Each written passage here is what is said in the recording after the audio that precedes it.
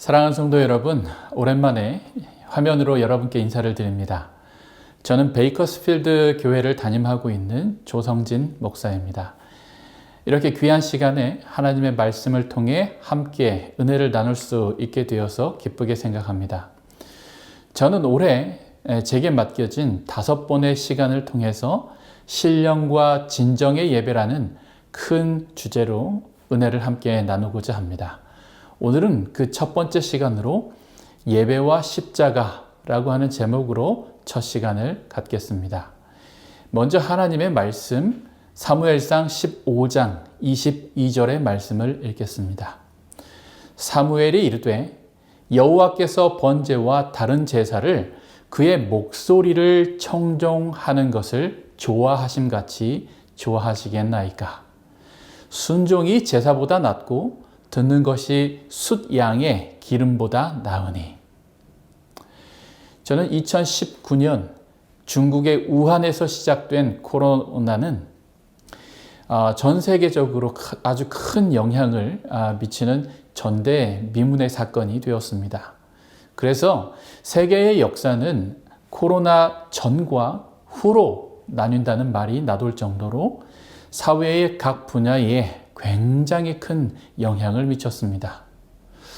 우리가 이미 경험한 바와 같이 코로나는 교회에도 아주 큰 영향을 미쳤습니다. 교회에서 모여 예배드리지 못하게 법적인 명령까지 발령되었었습니다. 자, 이제 우리는 2025년을 살아가고 있는데 이런 분석이 이미 때지난 이야기인지는 모르지만 우리의 지난 예배가 어땠는지를 함께 살펴보는 것은 아주 중요한 일이라고 생각을 합니다. 왜냐하면 예배가 무너진다는 것은 우리의 신앙과 믿음이 무너지고 있다는 증거이기 때문입니다.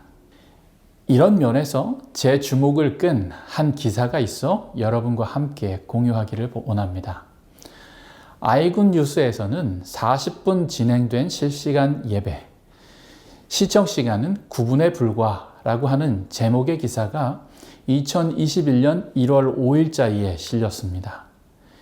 기독교 연합 신문인 아이굿 뉴스에서는 모든 그리스도인들에게 조금은 충격적인 온라인 신앙생활의 실태와 한계에 대한 기사를 올린 것입니다.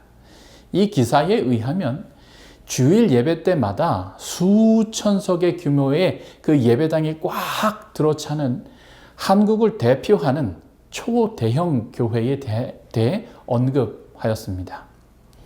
팬데믹으로 인해서 이 교회도 예배를 온라인 유튜브 생중계 방식으로 하기로 그렇게 채택을 하게 되었습니다. 예배와 또 각종 프로그램에 대한 이 교인들의 참여도가 워낙 높았던 그런 곳인 만큼 유튜브에도 많은 성도들이 함께 참여할 것으로 예상했던 것 같습니다. 그러나 실상 결과를 보니 정말 참담한 현실을 깨닫게 됩니다. 유튜브 생중계에 참여하는 가정이 현장 예배에 비해서 반도 채 되지 않는 그런 참여도를 보였다는 사실입니다. 유튜브를 보면요, 한 계정이 얼마 동안 지속적으로 유튜브를 시청하는지, 언제 유튜브를 떠나는지를 이와 같은 그런 각종 통계를 확인할 수 있는데요. 영상의 길이가 약 40분 남짓인데 비해서 평균적으로 시청하는 그런 지속 시간은 약 9분에 불과했다는 것입니다.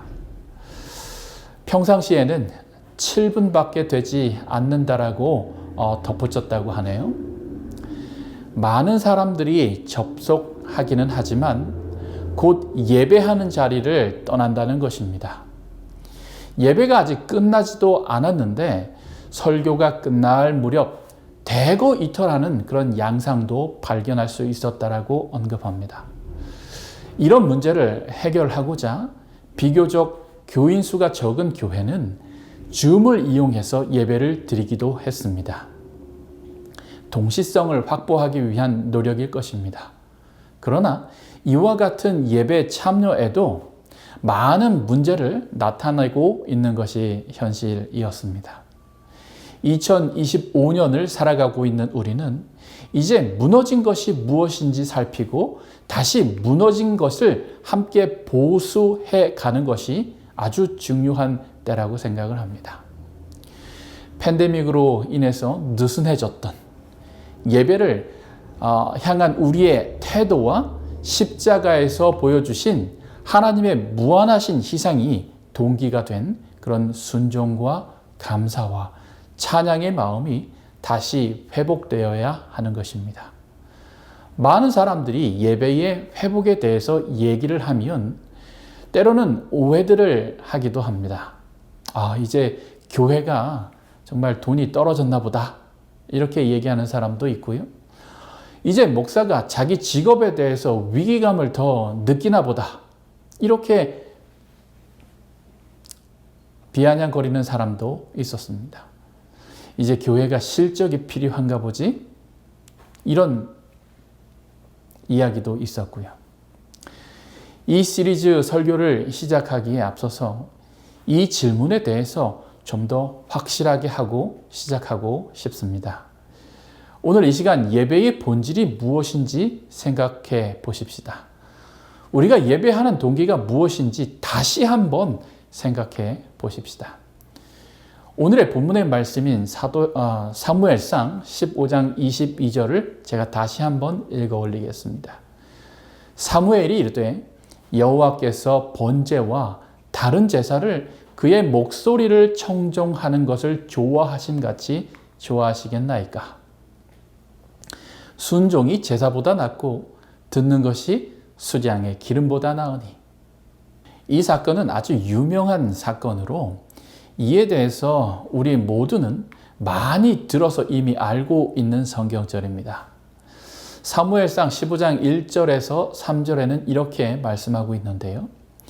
사무엘이 사울에게 이르되 여호와께서 나를 보내어 왕에게 기름을 부어 그의 백성 이스라엘 위에 왕으로 삼으셨은즉 이제 왕은 여호와의 말씀을 들으소서. 만군의 여호와께서 이같이 말씀하시기를 아말렉이 이스라엘에게 행한 일, 곧 애굽에서 나올 때에 길에서 대적한 일로 내가 그들을 벌하노니 지금 가서 아말렉을 쳐서 그들의 모든 소유를 남기지 말고 진멸하되 남녀와 소아와 젖먹는 아이와 우양과 낙타와 나귀를 죽이라 하셨나이다 하니. 하나님의 명령, 그것은 아주 구체적이고 명확했습니다. 그리고 그 이유도 아주 명확했습니다. 사울은 하나님의 명령에 따라서 아말렉 사람들을 진멸하게 되는데 이스라엘 사람들이 애굽에서 올라올 때 그들을 선대했던 겐 사람들을 분리하여 그들을 살려두는 그런 치밀함까지 보여주었습니다. 그러나 하나님은 사울의 행동에 대해서 이렇게 말씀하시죠. 사무엘상 15장 10절에서 11절의 말씀입니다. 여호와의 말씀이 사무엘에게 임하니라. 이르시되 내가 사울을 왕으로 세운 것을 후회하노니 그가 돌이켜서 나를 따르지 아니하며 내 명령을 행하지 아니하였음이니라 하신지라. 사무엘이 근심하여 온 밤을 여호와께 부르짖느니라. 사울은 치밀하고 섬세하게 하나님의 명령을 지켰다고 생각했겠지만은 하나님은 그가 하나님에게서 돌아섰다는 말씀을 하셨고 당신의 명령을 행하지 않았다고 말씀하셨습니다. 이런 이유로 하나님은 사울을 왕으로 세운 것을 후회하신다라고 말씀하신 것입니다. 상당히 진지하고 심각한 표현이 아닐 수 없는 것이죠. 그럼 왜 이렇게 말씀하셨을까요? 부저와 선지자는 이 사건 또 이 부분에 대해서 이렇게 설명을 하고 있는데요. 아말렉 사람을 이긴 이번 승리는 사울이 이제까지 얻은 승리 중 가장 빛나는 승리였고 이것은 그의 최대의 위험인 교만심을 다시 붙들게 하였다. 하나님의 원수들을 완전히 멸하라는 거룩한 칙령은 부분적으로만 성취되었다. 사울은 왕을 사로잡아 오는 그 주위에 있는 민족들의 풍습을 모방하여 승리의 영예를 높이려는 야심으로 사납고도 호전적인 아말렉의 왕 아각을 살려두었다. 백성들은 양떼와 소떼와 집나리는 짐승 중 가장 좋은 것을 살려서 남겨두고 이 짐승들은 여호와께 제물로 드리려고 남겨두었다라고 하는 구실로서 저희 죄를 변명하였다. 그러나 그들의 목적은 여러분 여기서 잘 이야기하는 그 바와 같이 그들의 목적이 무엇이었는지를 분명하게 우리에게 얘기해 주고 있는데, 그러나 그들의 목적은 그것들을 자신들의 가축을 아끼기 위한 대용물로 사용하기 위함이었다. 예배하는 일에 있어서 자신의 것으로 하나님께 제물을 드리는 것이 아까웠던 모양입니다. 그래서 그런 손실, 그런 손해를 만회하기 위한 목적으로 그것들을 살려두었다는 것입니다. 이 표현이 함축적으로 우리에게 이야기하고 있는 바가 무엇입니까? 지금까지 하나님 앞에 드린 제물들을 손해로 생각하고 있었다는 의미가 아닐까요? 하나님은 이런 일로 사울을 버렸고 사울이 왕이 된 것을 후회하셨다라고 이야기하고 있습니다. 여러분 얼마나 무서운 그런 일입니까? 이 사건은 우리에게 예배하는 자의 동기를 살피시는 하나님을 너무도 분명하게 알려주는 그런 사건입니다. 비단 마음의 동기를 살피시는 하나님에 대한 사례는요, 여기에서만 찾아볼 수 있는 것이 아닙니다. 예수님께서 이 땅에서 사역하실 때에 예루살렘에서 예배하는 사람들을 지켜보셨던 일이 있었습니다. 예배드리기 위하여 올 때 부자들은 헌금함에 주화가 떨어져서 쩔렁거리는 소리를 많이 낼 정도로 사람들 앞에서 과시하며 헌금을 드렸죠. 그러나 한 과부가 그가 가지고 있는 헌금이 지극히 보잘것 없을 정도로 적어서 다른 사람들의 눈을 피하여 조용하게, 다른 사람들의 시선을 끌지 않도록 헌금함에 접근해서 헌금을 조용하게 드렸습니다. 이 일을 보신 예수님이 하신 말씀이 우리 함께 좀 살펴볼까요? 마태복음 12장 42절에서 44절의 말씀입니다. 한 가난한 과부는 와서 2렙돈 곧 한 고드란트를 넣는지라. 예수께서 제자들을 불러다가 이르시되 내가 진실로 너희에게 이르노니 이 가난한 과부는 헌금함에 넣는 모든 사람보다 많이 넣었도다. 그들은 다 그 풍족한 중에 넣었거니와 이 과부는 그 가난한 중에서 자기의 모든 소유 곧 생활비 전부를 넣었느니라 하시니라. 하나님이 받으시는 것은 무엇일까요? 돈의 액수일까요? 돈이 신권이냐? 낡은 돈이냐? 그런 것 때문에 하나님께서 그것을 받지 않으실까요? 하나님은 사람의 동기를 보십니다. 여러분, 이 일에 있어서 한 이야기를 여러분께 함께 나누기를 원합니다. 한 연세가 지긋한 부부가 있었습니다. 하루는 할머니가 할아버지와 함께 잡수시기 위해서 이 치킨 한 마리를 사오셨습니다. 식탁에 치킨을 올려놓고 할아버지를 불렀죠. 그리고는 잠시 동안 이 치킨과 함께 제공되는 그런 절인 무에 물을 버리기 위해서 싱크대에 다녀오셨습니다.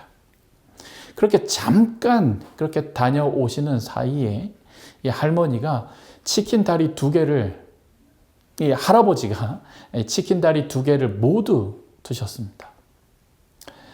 할머니가 돌아와서 할아버지가 한 행동을 보고는 할아버지에게 이렇게 이야기를 했습니다. 우리 이혼해. 할아버지는 정말 기가 막혔습니다. 아니, 이게 뭐라고 평생을 살다가 이제 이혼을 하자는 거야. 내가 치킨 한 마리 더 사줄게. 그러나 할머니가 할아버지에게 한 말씀은 정말 충격적이었습니다. 내가 지금 닭다리 때문에 그러는 것이 아니야. 당신이 50년 넘게 나를 대하는 태도가 그랬어. 여러분, 이 이야기는 김창옥 교수의 강의에서 소개되었던 그런 이야기입니다. 이 이야기를 들으면서 저는 하나님을 대하는 우리의 태도와 동기는 어떤지 궁금했습니다. 우리의 태도와 동기를 보면서 하나님은 정말 우리의 예배를 받으시고 기뻐하실까? 아니면 우리의 태도와 동기 때문에 우리가 드리는 예배를 받지 않으실까? 혹 우리의 마음의 동기가 하나님이 사울을 버리셨던 이유가 되지 않을까? 눈에 보이지 않는 하나님을 향한 우리의 마음의 동기는 실제로 눈에 보이는 우리의 행동과 태도를 통해서 확인할 수 있습니다.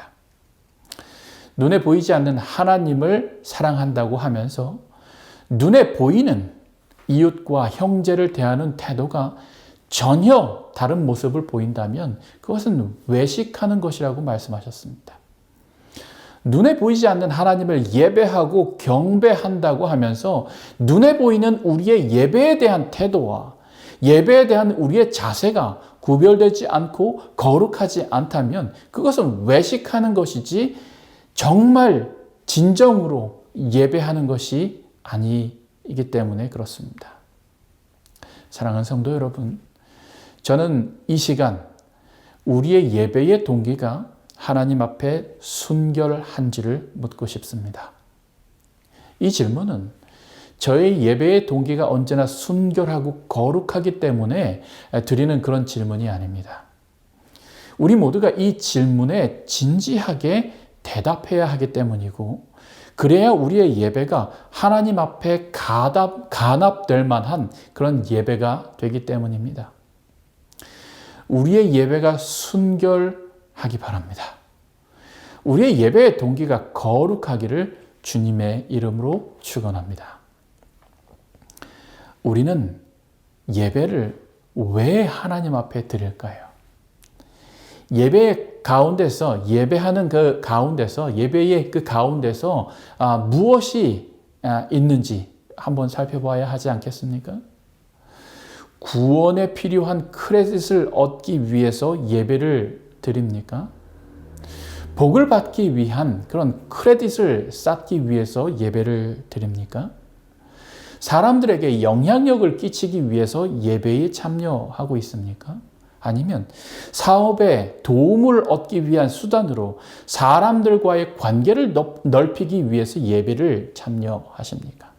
또는 육체적인 질병이나 아픔에 대한 치유를 기대하고 예배에 참석합니까? 그런 것이 아니라면 우리는 왜 예배에 참여하고 있습니까? 예배를 나의 필요를 채우기 위한 예배를 나의 이기심을 충족시키기 위한 수단으로 변경시킬 때에 하나님이 과연 이 예배를 기뻐하실까? 마태복음 3장 1절에서 10절에 있는 말씀을 제가 좀 읽겠습니다. 좀 긴 성경절이지만 우리가 함께 좀 주목해 봐야 할 내용들이 여기에 있습니다. 그때에 세례 요한이 이르러 유대 광야에서 전파하여 말하되 회개하라 천국이 가까이 왔느니라 하였으니 그는 선지자 이사야를 통하여 말씀하신 자라 일렀으되 광야에 외치는 자의 소리가 있어 이르되 너희는 주의 길을 준비하라 그가 오실 길을 곧게 하라 하였느니라. 이 요한은 낙타 털 옷을 입고 허리에 가죽띠를 띠고 음식은 메뚜기와 석청이었더라. 이때 예루살렘과 온 유대와 요단강 사방에서 다 그에게 나와 자기들의 죄를 자복하고 요단강에서 그에게 침례를 받더니 요한이 많은 바리새인들과 사두개인들이 침례 베푸는 대로 오는 것을 보고 이르되 독사의 자식들아 누가 너희를 가르쳐 임박한 진노를 피하라 하더냐. 그러므로 회개에 합당한 열매를 맺고 속으로 아브라함이 우리의 조상이라고 생각하지 말라. 내가 너희에게 이르노니 하나님이 능히 이 돌들로도 아브라함의 자손이 되게 하시리라. 이미 도끼가 나무 아래 놓였으니 좋은 열매를 맺지 아니하는 나무마다 찍혀 불에 던져지리라. 사두개인과 바리새인들이 요한이 침례 베푸는 곳으로 왔습니다. 그런데 요한은 그들을 상당히 심한 언조로 질책하는 것을 우리가 볼 수 있습니다. 요한이 사두개인과 바리새인들이 회개하는 곳에 오는 것을 못마땅하게 여겼기 때문에 그랬을까요? 아닙니다. 시대의 소망 105페이지에는 이렇게 말하고 있는데요. 서기관과 바리새인 가운데서도 많은 사람이 와서 그들의 죄를 고백하고 침례 받기를 청하였다. 그들은 그들 자신을 다른 사람들보다 낫다고 높였고 사람들이 그들의 경건성을 높이 평가하도록 이끌었다. 그러나 이제 그들의 생애의 은밀한 죄악이 드러났다. 그러나 요한은 성령으로 말미암아 이 사람들 중 많은 사람이 죄를 참으로 회오하지 않는 것을 알았다. 그들은 기회주의자들이었다. 그들은 요한의 친구가 되어 장차 오시는 왕에게 호의를 얻기를 원하였다. 그들은 인기 있는 이 청년 교사의 손에 침례를 받음으로 백성들에게 대한 그들의 영향력을 강화시키려고 생각했다. 시대의 소망 105페이지에 있는 말씀입니다. 정말 중요한 것은 그들이 겉으로는 회개의 자리에 나오는 것처럼 보여도 그들의 속마음과 동기가 무엇인지 침례 요한은 성령을 통하여 꿰뚫어 본 것입니다. 마음의 동기를 보시는 하나님은 예배하는 자의 자리에 있는 우리의 마음도 살피시는 것을 우리는 알 수 있는 것이죠. 같은 시간, 같은 자리에서 같은 찬양을 부르고 같은 설교를 들으며 예배를 하지만 예배하는 자의 마음의 동기에 따라서 하나님은 그가 드리는 예배를 받으시기도 하시고 받지 아니하시기도 하신다는 것입니다. 여러분, 한 교회에 이런 일이 있었습니다. 일요일 새벽에 새벽 기도회를 했습니다. 목사님의 은혜로운 말씀이 있은 후에 잔잔한 음악과 함께 개인 기도 시간이 주어졌죠. 기도회가 마친 후에 무엇인가 아주 소란스러운 소리가 들렸습니다. 새벽 기도회는 그렇게 끝나버리게 되었습니다. 이 소란은 새벽 기도회에 참석한 이 두 여집사님들이 서로 싸우는 소리였습니다.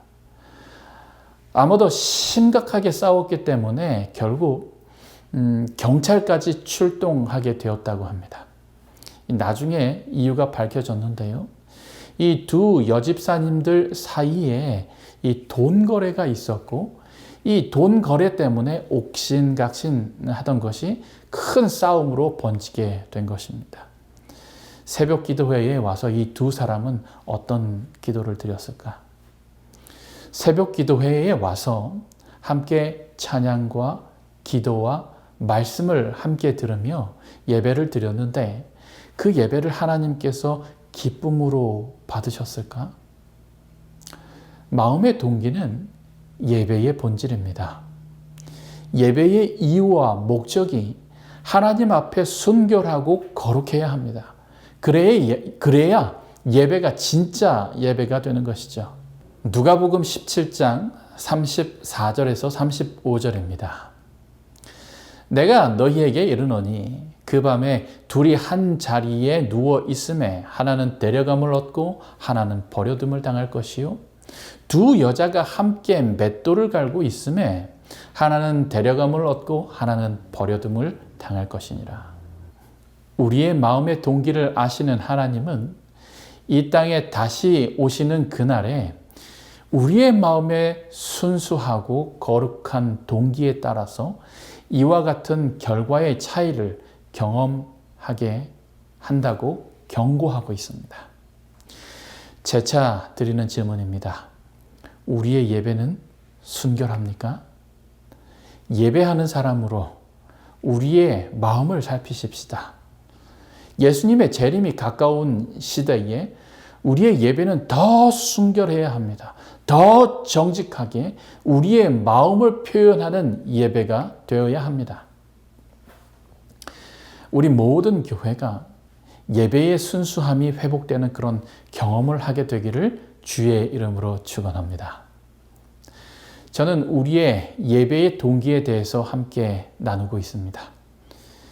예배하는 자의 마음의 동기를 보시는 하나님은 지금도 우리의 마음의 동기를 살피고 계십니다. 팬데믹 후에 예배에 대한 회복을 강조했더니 어떤 사람들이 이렇게 말하더라라고 하는 소리를 제가 들었죠. 이제 교회가 돈이 떨어져서 그런가 보다. 그래서 예배를 강조하고 이렇게 하나 보다. 이제 목사가 자기 직업에 대한 그런 위기를 느끼기 때문에 이제 예배에 오라고 그렇게 강조하나 보다. 이 교회가 뭔가 실적이 필요하기 때문에 그렇게 이야기하고 예배를 강조하나 보다. 사랑하는 성도 여러분, 계속해서 강조하는 것은요, 우리의 예배는 순결해야 한다는 거예요. 예배의 자리에 있는 우리의 동기가 순결해야 하고 예배의 자리에 부르는 교회의 동기도 순결해야 하는 것입니다. 이런 의문을 갖게 만든 교회도 문제일 뿐 아니라 예배하는 사람들의 순결하지 못한 동기도 문제인 것입니다. 그렇다면 우리의 순수한 예배의 동기는 과연 무엇이 되어야 할까요? 오늘 이 문제에 대해서만 잠시 더 생각해 보고 말씀을 드리고자 합니다. 로마서 8장 32절의 말씀입니다. 자기 아들을 아끼지 아니하시고 우리 모든 사람을 위하여 내어주신 이가 어찌 그 아들과 함께 모든 것을 우리에게 주시지 아니하겠느냐. 예배를 웹스터 사전은 이렇게 정의하고 있습니다. 예배는 어떤 숭상의 대상을 경외하고 경배하며 찬양하고 기도하는 행위이며 그를 섬기고 그에게 헌신하고 그분에게 영광을 돌리는 행위이다. 우리의 예배가 진짜가 되려면, 정말 진짜가 되려면 하나님이 경배를 받아야 하는 이유에 대한 분명한 내적 자각이 있어야 합니다. 때때로 우리가 진정한 예배를 잃어버리는 아주 큰 원인과 이유가 여기에 있습니다. 우리를 구원하신 하나님을 잊어버리는 것입니다. 하나님이 우리의 경배와 우리의 예배를 받으시기에 합당하신 것은 첫 번째, 그분이 유일한 창조의 하나님이시기 때문이고, 둘째는 그분이 우리의 모든 죄값을 치르시고 구원하신 분이기 때문인 것입니다. 십자가의 용서와 은혜에서 우리의 초점이 흐려지면 당연히 예배의 진정성은 흐려지기 마련입니다. 이는 예배뿐만 아니라 순종과 헌신, 각종 사역 등 우리가 하는 모든 일도 동일합니다. 십자가에서 희생하신 예수님의 사랑과 희생을 모르는데 순종이 될까요? 헌신과 교회에서 하는 각종 사역에 참여하는 일이 가능할까요? 불가능한 것입니다. 설사 그렇게 참여했다 하더라도 하나님께서 그것을 기뻐 받으시지 않으시는 것입니다. 하나님께서 받으실 수도 없는 것이죠. 예수 그리스도의 십자가의 은혜가 없이 하는 모든 것은 헛것입니다. 사랑하는 성도 여러분, 하나님이 우리를 위하여 무엇을 하셨는지 살피시기 바랍니다. 십자가에서 우리를 위하여 희생하신 그 사랑이 어떤 것인지 살피시기 바랍니다. 그것이 나를 위한 희생과 나를 위한 사랑으로 인식되고 반응할 때, 그때야 비로소 우리는 진짜 예배를 드릴 수 있는 것입니다. 그 이외의 예배의 동기는 모두 가짜입니다. 우리는 하나님의 사랑 때문에 그 사랑이 너무나 감사하고 너무나 귀해서 그분 앞에 무릎을 꿇을 수밖에 없게 되는 것입니다. 우리는 예수님의 자기 희생과 죄인을 사랑하시되 끝까지 사랑하는 그 사랑, 그 은혜 때문에 우리의 죄를 그분 앞에 내려놓고 용서와 다시 그분의 자녀가 되는 그런 감격을 경험하는 것입니다. 예배 안에서 그와 같은 일이 일어나는 것입니다. 그래서 우리는 그분을 경배하고 예배하고 찬양하는 것입니다. 예배에 대한 우리의 열심이 식었습니까? 그것은 예수를 잃어버린 것입니다. 예배에 대한 우리의 감격이 사라졌습니까? 하나님의 은혜에 대한 감사가 사라졌기 때문에 그렇습니다. 예배에 대한 우리의 참여도가 떨어졌습니까? 분명히 우리의 신앙에 무엇인가 잘못된 것입니다. 무엇입니까? 예수에 대한 사랑을 지속적으로 경험하지 못하기 때문에 그런 거예요. 예배에서 하나님과의 연결을 경험하지 못하고 계십니까? 성령 하나님과의 연결이 끊겼기 때문입니다. 우리가 아무리 좋은 옷을 다려 입고 교회에 올지라도 하나님은 우리의 마음의 동기를 보시는 것입니다. 우리가 아무리 많은 것을 하나님께 드릴지라도 하나님은 우리의 마음의 동기를 보시고 그 가치를 판단하시는 것입니다. 사랑하는 성도 여러분, 오늘 저는 여러분과 수많은 질문을 던졌습니다. 그 많은 질문에 저는 답할 수가 없습니다. 왜냐하면 우리 모두가 각자의 마음의 동기를 살피고 그렇게 답을 해야 되는 그런 질문이기 때문에 그렇습니다. 예배를 마치면서 예수님께서 베드로에게 하셨던 그 동일한 질문으로 이 설교를 마치려고 합니다. 요한복음 21장 15절에서 17절의 말씀입니다. 그들이 조반 먹은 후에 예수께서 베드로에게 이르시되 요한의 아들 시몬아, 내가 이 사람들보다 나를 더 사랑하느냐 하시니, 또 두 번째 이르되 요한의 아들 시몬아, 내가 나를 사랑하느냐 하시니, 세 번째 이르시되 요한의 아들 시몬아, 내가 나를 사랑하느냐. 베드로의 답은 생략했습니다. 여러분은 예수님의 이 질문에 어떻게 답하고 계십니까?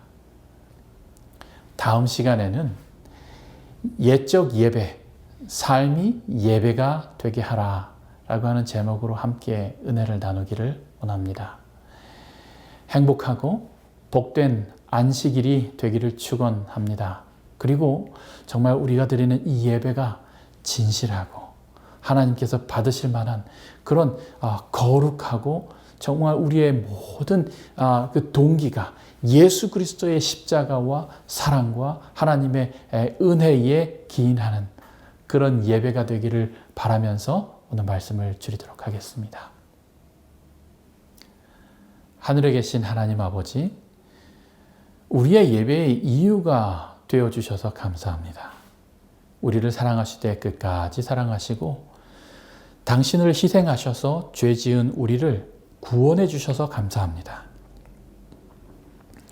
그 사랑이 너무 감사하고 그 희생이 너무 숭고해서 주님 앞에 무릎을 꿇지 않고는 우리의 마음을 표현할 길이 없습니다. 그래서 우리는 주님을 예배합니다. 우리의 예배가 순결한 예배가 되게 도와주셔서 주님의 사랑을 더 깊이 알게 도와주시고 주님의 희생이 얼마나 위대한지를 더 깊이 깨닫게 도와주시옵소서. 이 안식일도 주님의 임재 가운데 평안한 쉼이 있게 하시고 귀한 예배가 있게 하시며 거룩한 섬김이 뒤따르게 인도하여 주시옵소서. 우리를 죄에서 구원하신 예수 그리스도의 이름으로 기도하옵나이다. 아멘.